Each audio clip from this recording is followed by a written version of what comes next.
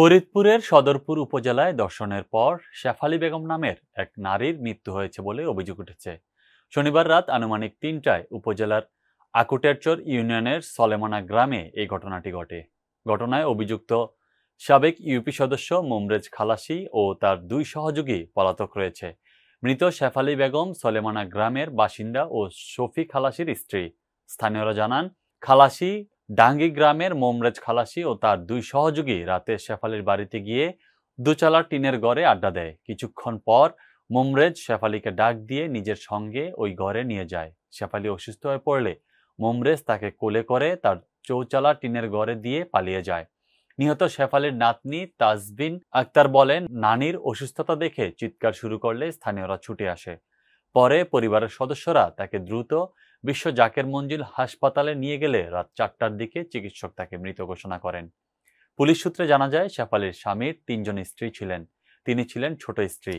মোমরেজ খালাসির সঙ্গে তার দীর্ঘদিনের পরকীয়া সম্পর্ক ছিল বলে জানায় প্রতিবেশীরা। সেই সূত্রে মোমরেজ মাঝে মধ্যে শেফালির বাড়িতে যেতেন এবং রাতেও অবস্থান করতেন। এ বিষয়ে সোমবার বিকেলে সদরপুর থানায় নিহত শেফালির মেয়ে বন্যা আক্তার বাদী হয়ে মোমরেজ খালাসিকে প্রধান আসামি করে অজ্ঞাতনামা আরও কয়েকজনের বিরুদ্ধে একটি ধর্ষণ ও হত্যা মামলা দায়ের করেন। পরে রাতে ঘটনাস্থল পরিদর্শন করেছেন ফরিদপুর জেলা পুলিশ সুপার মোহাম্মদ আব্দুল জলিল।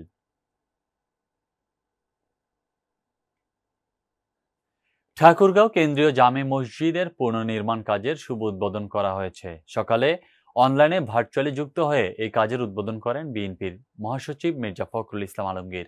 এ সময় সকলকে ঐক্যবদ্ধ হয়ে মসজিদটির নির্মাণ কাজ সম্পন্ন করতে বলেন তিনি।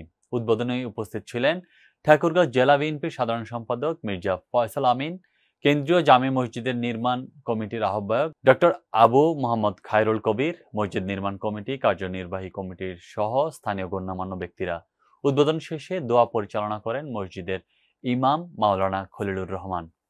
প্রায় 34 কোটি টাকা ব্যয়ে 6 তলা বিশিষ্ট এই মসজিদটি নির্মাণ কাজ সম্পন্ন করা হবে বলে জানিয়েছেন মসজিদ নির্মাণ কমিটি।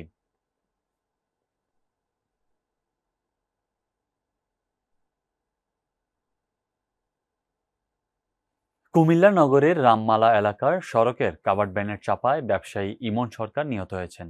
সকালে কুমিল্লা নগরীর ঠাকুরপাড়া রামমালা এলাকায় পানির ট্যাঙ্কির সামনে সড়কে এই দুর্ঘটনা ঘটে।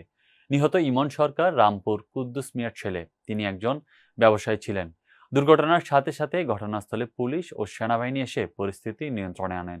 ঘটনার সঙ্গে জড়িত ঘাতক কাভার্ড ভ্যানটি জব্দ করা হলেও চালক পালিয়ে গেছেন।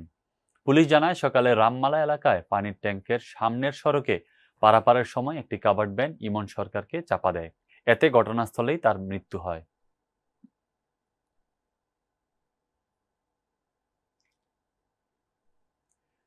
মৌলভীবাজার জেলা জাতীয়তাবাদী ফোরাম কাতারের অভিষেক অনুষ্ঠান 2025 সফলভাবে সম্পন্ন হয়েছে।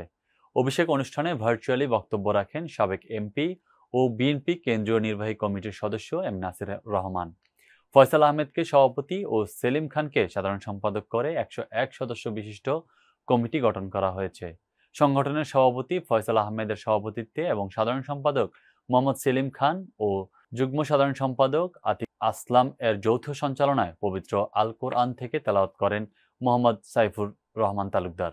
সহকর্মী মোশাররফ হোসেন জনি জানান, অনুষ্ঠানে প্রধান অতিথি হিসেবে উপস্থিত ছিলেন কাতার বিএনপির সভাপতি মোহাম্মদ আবু সায়েদ। বিশেষ অতিথি হিসেবে উপস্থিত ছিলেন সিরাজুল ইসলাম মোল্লা, সিনিয়র সহসভাপতি কাতার বিএনপি, মোহাম্মদ হাবিবুর রহমান, প্রধান উপদেষ্টা মৌলভীবাজার জেলা জাতীয়তাবাদী ফোরাম কাতার ও সহসভাপতি কাতার বিএনপি। বক্তব্য রাখেন সহসভাপতি আবুল কাশেম ভুইয়া, সিনিয়র যুগ্ম সম্পাদক জাহাঙ্গীর আলম ভুইয়া, যুগ্ম সম্পাদক গোলাম সরওয়ার মিশু, যুগ্ম সম্পাদক ও ফোরামের সিনিয়র সহসভাপতি আবুল হাসান, সিলেট জেলা ফোরামের সভাপতি আহমেদ নবী নোমান, সাধারণ সম্পাদক সিয়াম খান, সুজানুর রহমান, হাসান আহমেদ ও অন্যান্য নেতৃবৃন্দ।